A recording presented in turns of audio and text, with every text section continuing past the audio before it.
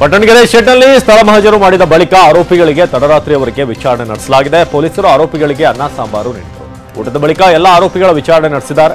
ಮೊದಲ ದಿನ ನಿದ್ದೆಗೆಟ್ಟಿದ್ದ ಆರೋಪಿಗಳು ಎರಡನೇ ದಿನ ನಿದ್ದೆ ಮಾಡಿದ್ದಾರೆ ಎನ್ನಲಾಗ್ತಾ ಇದೆ.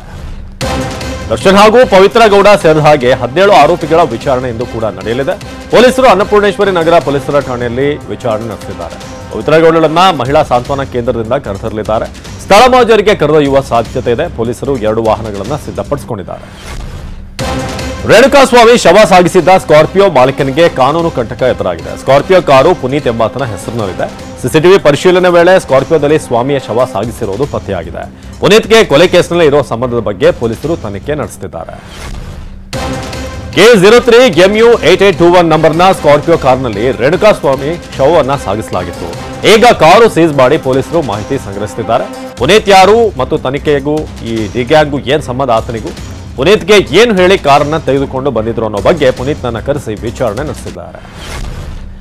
ರೇಣುಕಾಸ್ವಾಮಿ ಕೊಲೆಗೆ ಬಳಸಿದ್ದ ವಸ್ತುಗಳನ್ನ ಪೊಲೀಸರು ಸೀಸ್ ಮಾಡಿದ್ದಾರೆ. ಕೊಲೆ ವೇಳೆ ಬಳಸಿದ್ದಂತ ವಸ್ತುಗಳನ್ನ ವಶಕ್ಕೆ ಪಡೆಯಲಾಗಿದೆ. ದೊಣ್ಣೆ, ಕೋಲು, ರಿಪೀಸ್ ಪಟ್ಟಿ, ದರ್ಶನ್ ಬೆಲ್ಟ್, ಹಗ್ಗ ಸೇರಿ ಹಲವು ವಸ್ತುಗಳನ್ನ ಸೀಸ್ ಮಾಡಲಾಗಿದೆ. ಸೀಸ್ ಮಾಡಿದ ವಸ್ತುಗಳೆಲ್ಲವೂ ಕೂಡ ಇಂದು FSLಗೆ ರವಾನಿಸಲಾಗಿದೆ. ಪೊಲೀಸರ ವಿಚಾರಣೆ ವೇಳೆ ನಟ ದರ್ಶನ್ ಆಡಿದ ಮಾತನ್ನೇ ಆಡ್ತಿದ್ದಾರಂತೆ. ನನಗೇನು ಗೊತ್ತಿಲ್ಲ ಎಂದಷ್ಟೇ ಹೇಳ್ತಿರುವಂತಹ ಮಾಹಿತಿ ಸಿಕ್ಕಿದೆ. ಸಿಸಿಟಿವಿ ದೃಶ್ಯ, ಸಿಡಿಆರ್, ಟವರ್ ಡಂಪ್ ಸೇರಿದ ಹಾಗೆ ಟೆಕ್ನಿಕಲ್ ಎವಿಡೆನ್ಸ್ಗಳನ್ನು ಮುಂದಿಟ್ಟುಕೊಂಡು ವಿಚಾರಣೆ ಮಾಡ್ತಿದ್ದಾರೆ. ಕೊಲೆ ಆರೋಪಿಗಳಿಗೆ ಬಿರಿಯಾನಿ ನೀಡಿದ್ದಕ್ಕೆ ಪೊಲೀಸರ ವಿರುದ್ಧ ಹಿರಿಯ ಅಧಿಕಾರಿಗಳು ಗರಂ ಆಗಿದ್ದಾರೆ. ಗೃಹ ಸಚಿವರಿಂದಲೂ ಕೂಡ ಹಿರಿಯ ಅಧಿಕಾರಿಗಳಿಗೆ ತರಾಟೆಗೆ ತೆಗೆದುಕೊಂಡಿದ್ದಾರೆ ಎನ್ನಲಾಗ್ತದೆ. ಸ್ಟಾರ್ ಆಗಲಿ ಸಾಮಾನ್ಯ ವ್ಯಕ್ತಿಗಳಾಗಲಿ ಎಲ್ಲರೂ ಒಂದೇ. ಸ್ಟಾರ್ ಆದ್ರೆ ನಿಮ್ಮ ಮನೆಗೆ ಕರೆದೊಯ್ದು ಊಟ ಹಾಕಿ ಅಂತ ಕ್ಲಾಸ್ ತೆಗೆದುಕೊಂಡಿದ್ದಾರೆ.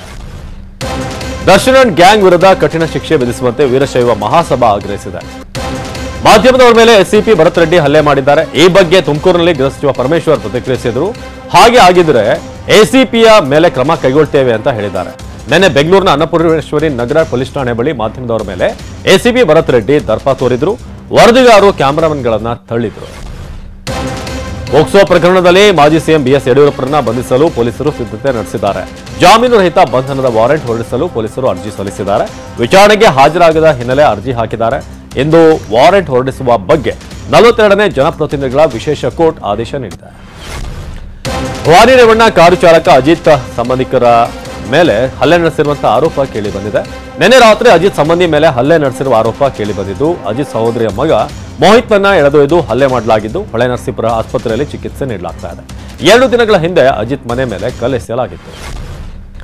ಯಾದಗಿರಿ ಜಿಲ್ಲೆ ಸುರಪುರದ ತಿಮ್ಮಾಪುರ ಬಡಾವಣೆಯಲ್ಲಿ ಕೊಠಡಿಗಳ ಕೊರತೆಗೆ ವಿದ್ಯಾರ್ಥಿಗಳಿಗೆ ಅನಧಿಕೃತ ರಜೆ ಘೋಷಿಸಲಾಗಿದೆ. ಶೈಕ್ಷಣಿಕ ವರ್ಷ ಆರಂಭ ಆದರೂ ಕೂಡ ಮಕ್ಕಳು ಶಾಲೆಯಿಂದ ದೂರ ಉಳಿಯುವ ಸ್ಥಿತಿ ನಿರ್ಮಾಣ ಮಾಡಲಾಗಿದೆ. ಅಲ್ಲಿ ಮೌಲಾನಾ ಆಜಾದ್ ಮಾದರಿ ಶಾಲೆಯ 6ರಿಂದ 9ನೇ ತರಗತಿ ವಿದ್ಯಾರ್ಥಿಗಳಿಗೆ ರಜೆ ಘೋಷಣೆ ಮಾಡಿದ್ದಾರೆ. 10ನೇ ತರಗತಿ ವಿದ್ಯಾರ್ಥಿಗಳಿಗೆ ಮಾತ್ರ ಪಾಠ ಮಾಡಲಾಗ್ತಿದೆ. ಕಳೆದೊಂದು ವಾರದಿಂದ ವಿಜಯಪುರ ಜಿಲ್ಲೆಯಲ್ಲಿ ಉತ್ತಮ ಮಳೆ ಆಗ್ತಾ ಇದೆ. ಮಳೆಗೆ ಬಾವಿ ಕಟ್ಟಡ ಕುಸಿದು ಬಿದ್ದಿದೆ. ವರಹಿಪ್ಪರಗಿ ಪಟ್ಟಣದ ರೈತ ಸಿದ್ದಪ್ಪ ಸರಬಡಿಗೆ 60 ಲಕ್ಷ ಖರ್ಚು ಮಾಡಿ ಜಮೀನಿನಲ್ಲಿ ಕಟ್ಟಿಸಿದ್ರು. 14 ಎಕರೆ ಜಮೀನಿಗೆ ನೀರಿನ ಮೂಲವಾಗಿರುವಂತಹ ಬಾವಿ ಜಲಸಮಾಧಿಯಾಗಿದೆ. ಧಾರಾಕಾರ ಮಳೆಗೆ ಗುಡಿಸಲು ನಿವಾಸಿಗಳ ಬದುಕು ಅತಂತ್ರವಾಗಿದೆ. ಕೊಪ್ಪಳ ನಗರದ ಸಿದ್ದೇಶ್ವರ ನಗರ ವಾರ್ಡ್ ನಂಬರ್ 28ರ ನಿವಾಸಿಗಳು ಪರದಾಡುವಂತಾಗಿದೆ. ನೂರಾರು ಮಂದಿ ರಸ್ತೆ ಮೇಲೆ ಜೀವನ ನಡೆಸುತ್ತಿದ್ದಾರೆ. ಮಕ್ಕಳು, ಮಹಿಳೆಯರಿಗೆ ಇದೀಗ ರಸ್ತೆಯ ಆಶ್ರಯ ತಾಣವಾಗಿದೆ. ರಭಸವಾಗಿ ಮಳೆ ನೀರು ಹರಿತಾ ಇದ್ರೂ ಕೂಡ ಬೈಕ್ ಸವಾರ ಹುಚ್ಚಾಟ ಮಾಡಿರುವಂತಹ ಘಟನೆ ವಿಜಯನಗರ ಜಿಲ್ಲೆ ಕೂಡ್ಲಿಗಿ ತಾಲೂಕಿನ ಚಂದ್ರಶೇಖರಪುರದಲ್ಲಿ ನಡೆದಿದೆ. ಹಳ್ಳದ ನೀರಿನ ರಭಸಕ್ಕೆ ಕೊಚ್ಚಿ ಹೋಗ್ತಿದ್ದ ಬೈಕನ್ನ ಗ್ರಾಮಸ್ಥರು ರಕ್ಷಣೆ ಮಾಡಿದ್ದಾರೆ. ಬೈಕ್ ಸವಾರ ಹಳ್ಳಕ್ಕೆ ಅಡ್ಡಲಾಗಿ ಕಟ್ಟಿರುವಂತಹ ಕಿರು ಸೇತುವೆ ದಾಟಲು ಹೋಗಿದ್ದ.